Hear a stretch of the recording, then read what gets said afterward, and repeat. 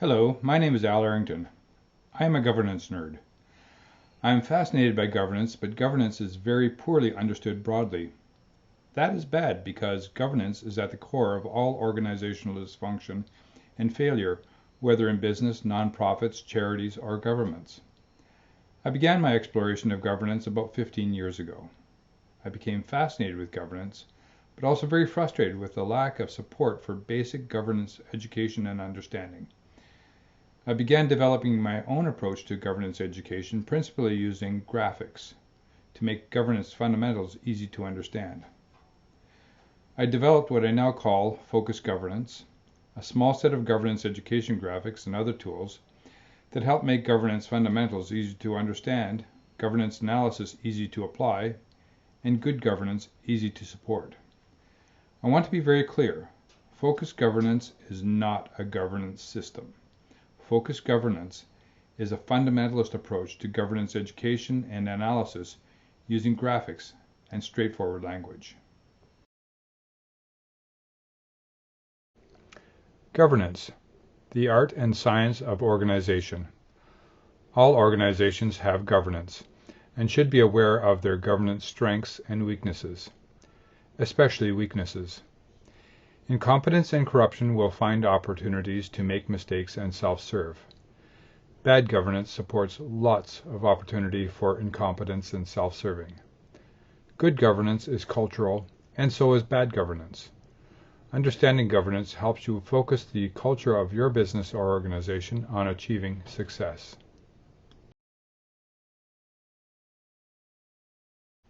The first thing to understand about governance is that all organizations have governance. It does not matter whether organizations are businesses, nonprofits, charities, or governments. All organizations have governance. Governance may be good, bad, or indifferent, but governance always exists in all organizations. Governance is not something you apply to any organization. Governance is always present. Governance is the structure, relationships, and processes of authority, responsibility, and accountability in a business or organization. Those relationships may be dysfunctional, but they exist, and therefore governance exists. Governance itself is a neutral term or word. The word governance by itself has no real connotation, positive or negative. Governance is an organizational and operational term for the structure of organizational relationships.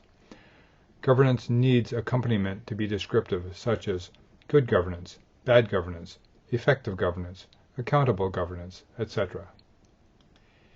If delegation of authority and responsibility are not held accountable, if direction is not clear, or if responsibilities and authority are not defined, it does not mean that governance is absent. It means the governance of the business or organization has unaccountable, directionless, confusing, or ambiguous elements. Governance is what creates and supports business or organizational culture, good or bad. Good governance is a culture of optimal performance of a business or organization that focuses the entire organization on efficiently, effectively, and accountably achieving the purpose of the organization. Bad governance allows incompetence and self-serving.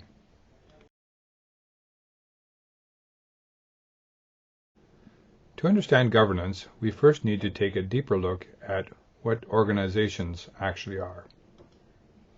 First, organizations include businesses, nonprofits, charities, and governments. These are all organizations. Second, organizations are not really the buildings and people you see. They are just what is collected and coordinated by the organization. You can't see actual organizations because organizations are essentially virtual constructs of cooperation. What are they cooperating for? That really depends on what the purpose of the organization is and governance. Organizations are artificial constructs that are animated by cooperation and controlled by governance. They collect and coordinate physical, human, financial, and intellectual resources to do work. Every organization is an artificially constructed servant. Who, how, and how well an organization serves is determined by governance. Good governance. The business, organization, or government serves who it should, efficiently and effectively. Poor governance. The business, organization, or government doesn't serve anyone particularly well. Bad governance. The business, organization, or government serves whoever has hijacked control. Whoever controls governance determines who the organization serves. Waste, corruption, and other dysfunctions happen either because direction and accountability are weak and/or direction and accountability are hijacked. Good governance is a result, not just a hierarchy and collection of rules. Good governance is a business or organization being focused, effective, and accountable so it achieves success. Focused on achieving the purpose and expectations that the business or organization exists to achieve. Effective in achieving the purpose and expectations the business or organization exists to achieve, and accountable for achieving the purpose and expectations the business or organization exists to achieve. Success is all about achieving purpose and achieving purpose well. But what is purpose? Purpose is who or what an organization serves and how it serves them. Without a defined purpose, there is nothing definitive to focus the organization on. Purpose is the fundamental definition of organizational success. Businesses have it easy in governance. A business's fundamental purpose is automatically defined by being a business. All businesses are financial profit organizations. All businesses can distribute financial profit to their ownership. That is a business's fundamental definition. Businesses may do many other things, but if they do not produce financial profit for their ownership, they are a failure as a business. The fundamental purpose of a business is to serve its ownership with financial profit. Anything else is a bonus. All other organizations don't have their fundamental purpose automatically defined except as a negative. All other organizations are not businesses, and therefore cannot distribute financial profit to their ownership or membership. That is why mission statements, or some statement of purpose, is so important to nonprofits, charities, and governments.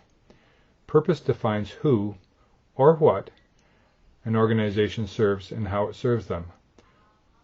Without a definition of purpose, there is no fundamental definition of success.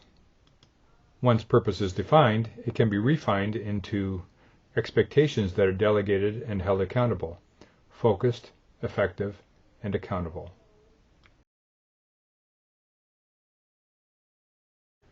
Boards of directors are collective entities. The authority of a board of directors only exists when it comes together in formal meetings and in the direction it decides in its formal meetings. When board members are outside of formal board meetings, they do not have authority.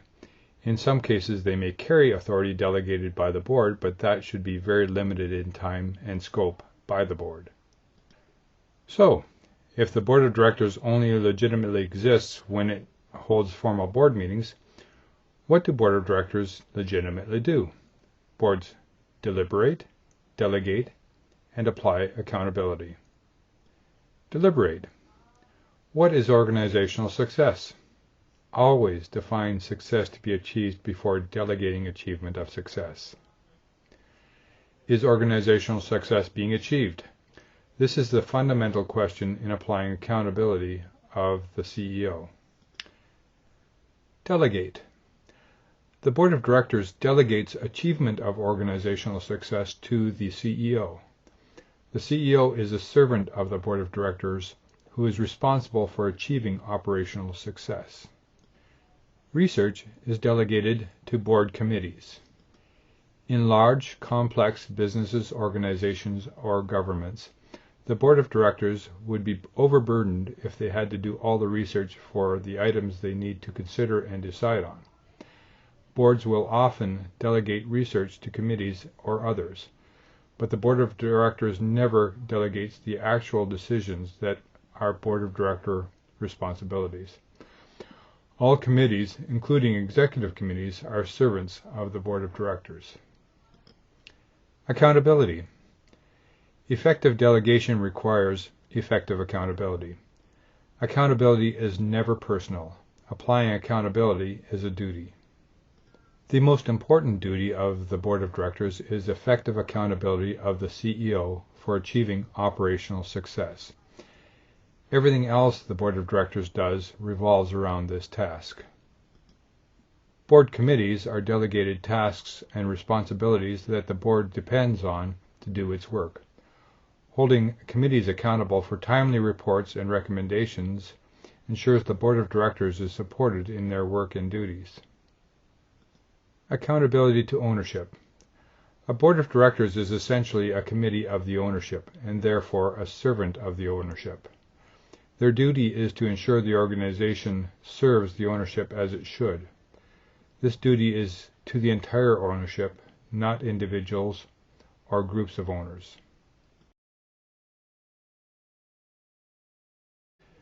The board of directors' role and work can be very complex. At the same time, it is very straightforward. The primary role of a board of directors encompasses only three things. 1. Define success to be achieved by the CEO. Success includes both the positive outcomes the board expects the CEO to accomplish, as well as the negative outcomes or risks the board expects the CEO to avoid. 2. Delegate achievement of success to the CEO. This includes hiring a CEO to delegate achievement of success to. 3. Hold CEO accountable for achieving success. Accountability should be proactive as well as reactive. Proactive accountability is requiring the CEO to develop a plan for achieving success that the board critiques before implementation. Reactive accountability includes the possibility of replacing the CEO. A board of directors needs to do these three things very well to fulfill their duties and obligations to the organization and its ownership. If they fail in these three things, or even do them poorly, they are failing as a board of directors. Secondarily, good board members also act as resources to the CEO and staff as needed. Board members usually have a wealth of knowledge, experience, and connections that can be substantial assets to operations. Two things to remember. 1. CEO and staff are accountable for operational success. Board members with perceived or real operational authority compromise CEO and staff accountability. 2. Board members with operational authority conflicts with their duty to hold operations accountable. It is a conflict of interest. Often this is unavoidable in small businesses and organizations, but it is a very real conflict.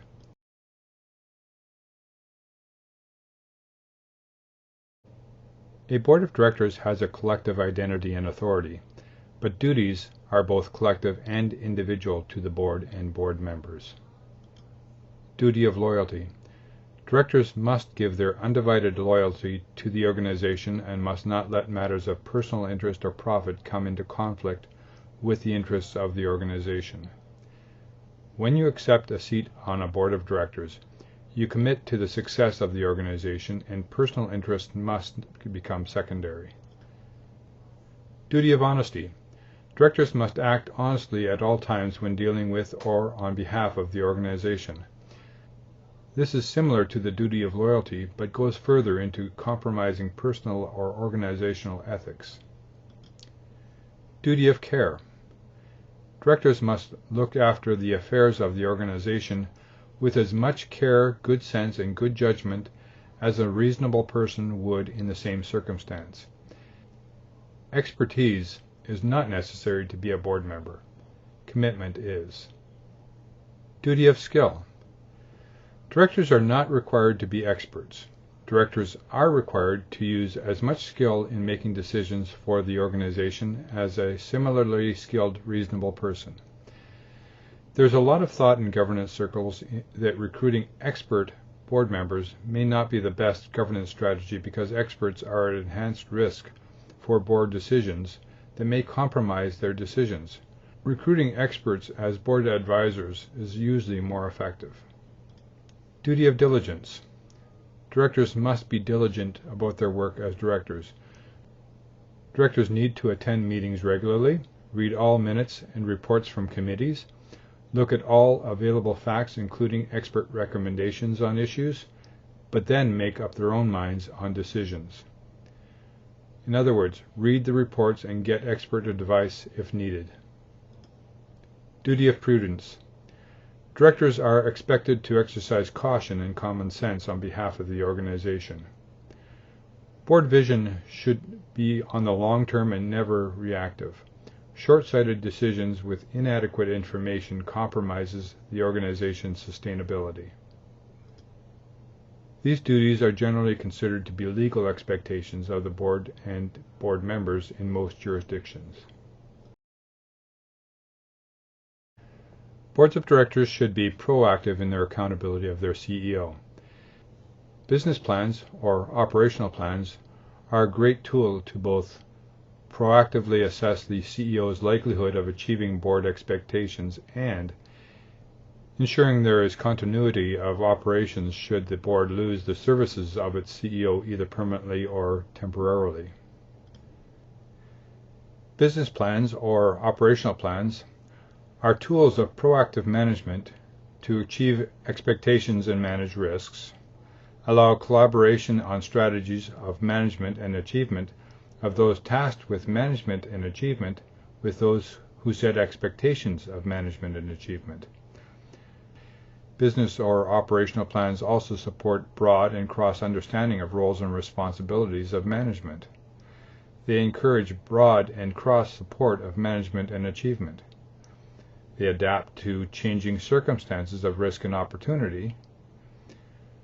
They support continuous and effective evaluation of management and achievement. And they support succession planning, capacity building, operational efficiency, and effectiveness. In this graphic, the blue and green circles represent the CEO role of planning and implementation. The red in the graphic is the Board of Directors' direction, oversight, and proactive application of accountability. Always remember, business plans are always in draft and must adapt as real circumstances develop. Prussian Field Marshal Helmut von Moltke said, "No plan of operations extends with certainty beyond the first encounter with the enemy's main strength." In other words, no plan survives contact with reality.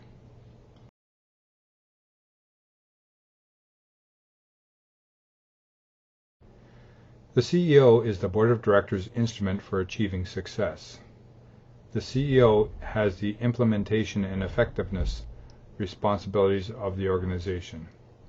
A CEO's job is to ensure that operations meet or exceed the expectations of the Board of Directors. Leadership is considered an important quality in a CEO. Leadership is a good quality in a CEO, but it is not the key or most important quality. A really good CEO is a master of logistics. A CEO's responsibility is to ensure the right people are at the right places at the right times with the right skills, knowledge, and resources to achieve the right results. As Lee Iacocca said, "Start with good people, lay out the rules, communicate with your employees, motivate them, and reward them. If you do all those things effectively, you can't miss."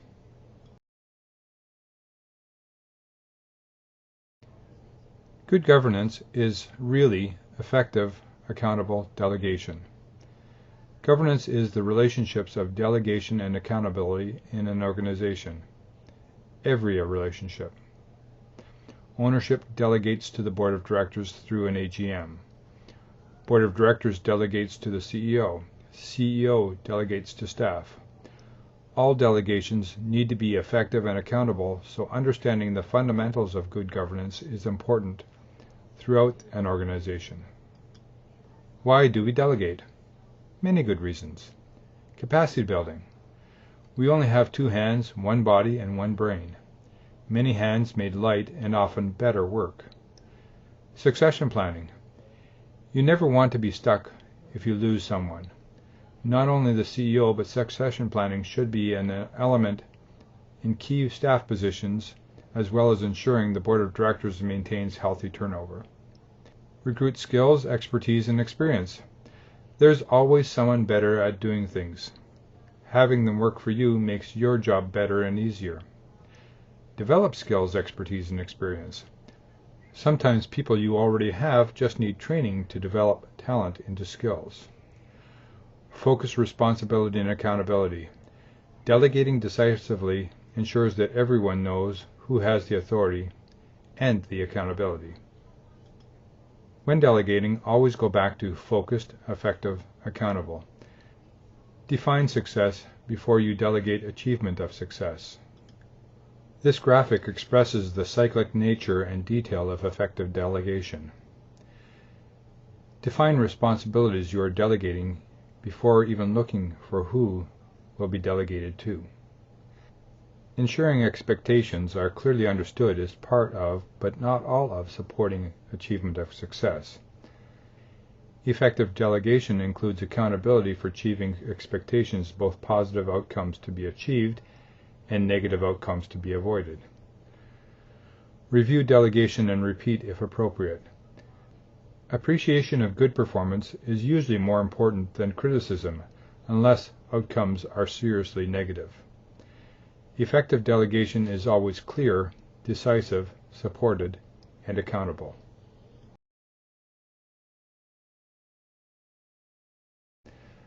Supporting good governance can be complex, but it is also very straightforward.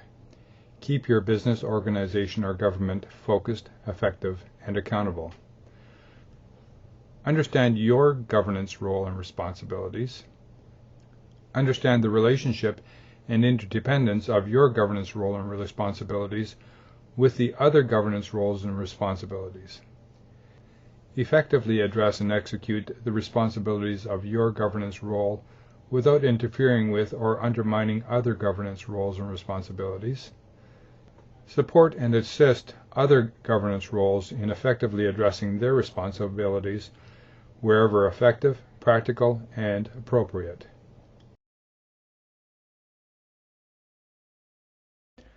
I will end this governance presentation with my 5 laws of governance. These are really a synopsis of why good governance is important to all organizations, whether they are businesses, nonprofits, charities, or governments. Law 1. All organizations have governance, whether it is good, bad, or indifferent. Law 2. All organizations are created to serve. Who, how, and how well an organization serves is determined by governance. Law 3. The real importance of any organization is the purpose it is created to serve. Law 4.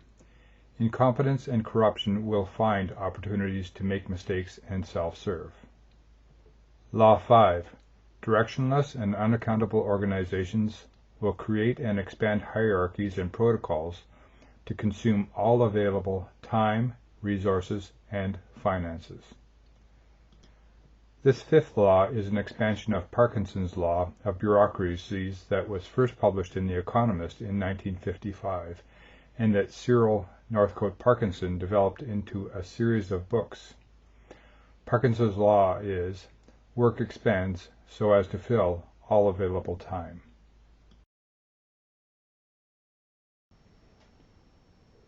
I hope you found this presentation on governance fundamentals interesting. If you have an interest in exploring governance further, my contact information is below.